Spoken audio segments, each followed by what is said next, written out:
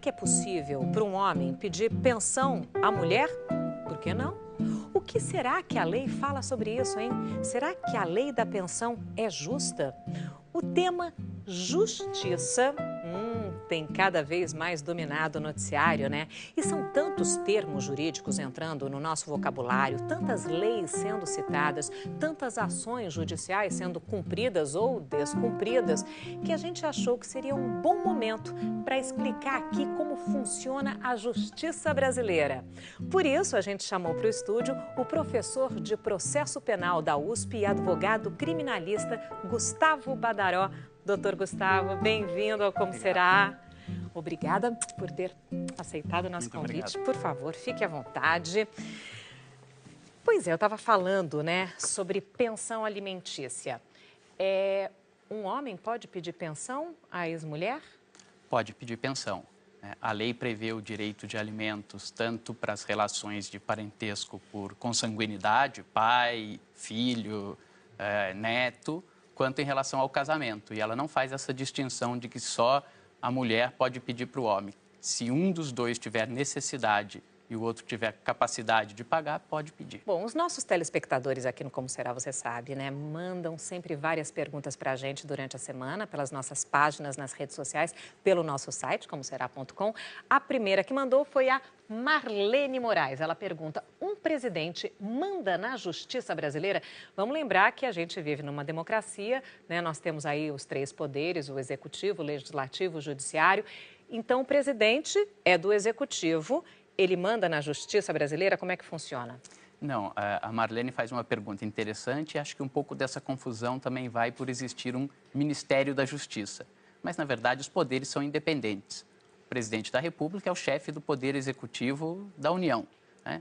O presidente não tem nenhuma influência sobre o Poder Executivo, sobre o Poder Judiciário. Na verdade, há uma possibilidade de escolha de ministros para os tribunais, mas esses ministros também, diferente de um ministro do presidente, ele não é alguém que o presidente possa demitir quando quiser. Ele tem um cargo vitalício, então não há nenhuma interferência. Ao contrário, a Constituição assegura a independência dos poderes.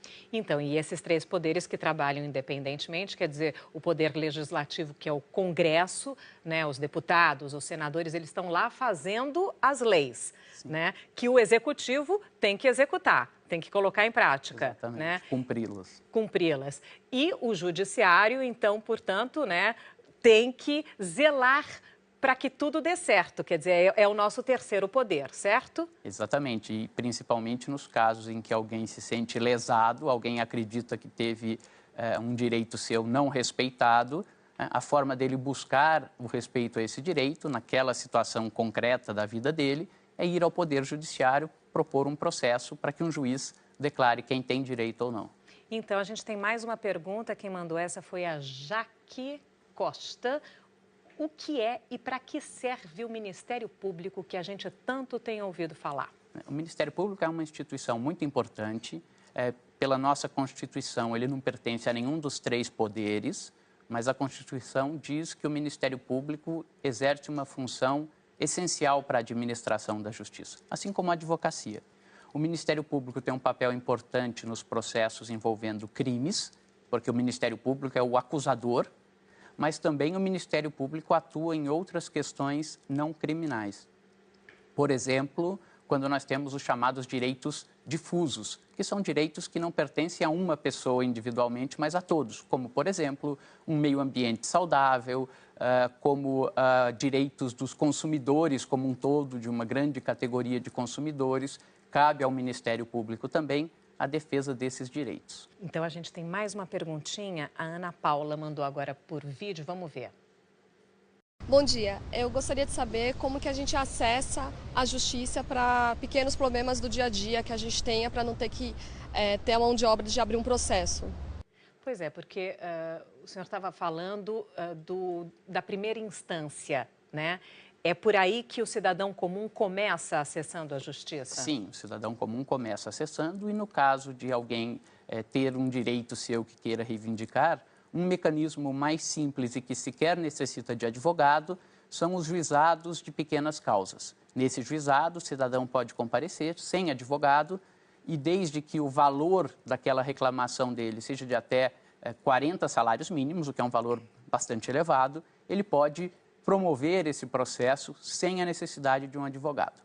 Porque um advogado, doutor, o senhor é um, mas é caro, né? Não é fácil para um cidadão comum contrair um advogado, contratar um advogado. Não é fácil, porque geralmente os processos são caros, não são? Sim, há custos caros dos processos, mas também para isso a Constituição estabeleceu que ela tem o dever e os estados têm o dever de criar as defensorias públicas. Como é que funciona? As defensorias públicas são como se fossem advogados de pessoas necessitadas, que não têm condições de pagar um advogado. E é importante que normalmente se fala, é a justiça do pobre.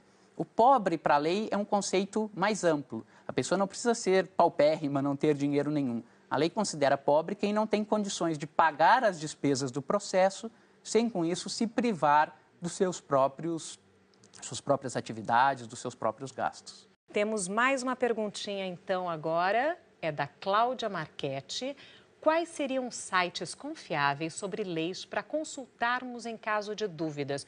Porque, na verdade, desculpa, doutor, mas o juridiquês não é fácil não, né? Então, a gente lê uma lei e não consegue entender direito. Existe algum site confiável e que facilite a vida do cidadão?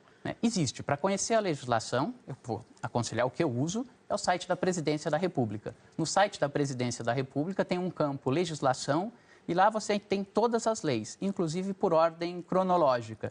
Então, até se alguém quiser saber quais são as novas leis, as mais atuais, ele clica lá no ano 2016 e vem de cima para baixo as mais recentes para as últimas. Eu acho que é um excelente mecanismo, embora haja essa barreira, quer dizer, como qualquer ciência, há um linguajar técnico. Qual é a diferença entre lei e justiça? Bem, a lei é a regra abstrata que o Poder Legislativo faz antes de um caso acontecer e pensando como que ele gostaria que, no futuro, fossem disciplinadas aquelas situações. A justiça, ou a aplicação da lei pelo Poder Judiciário, é, diante de um caso concreto, fazer aquela regra abstrata que o Poder Legislativo estabeleceu ser aplicada e dizer, naquela situação, quem tem direito e quem não tem direito. Bom, se você tem alguma outra dúvida sobre justiça, manda agora para o comoserá.com. O doutor Gustavo Badaró vai responder e quinta-feira você confere as respostas lá no nosso site. Mais uma vez, obrigada. Eu que agradeço.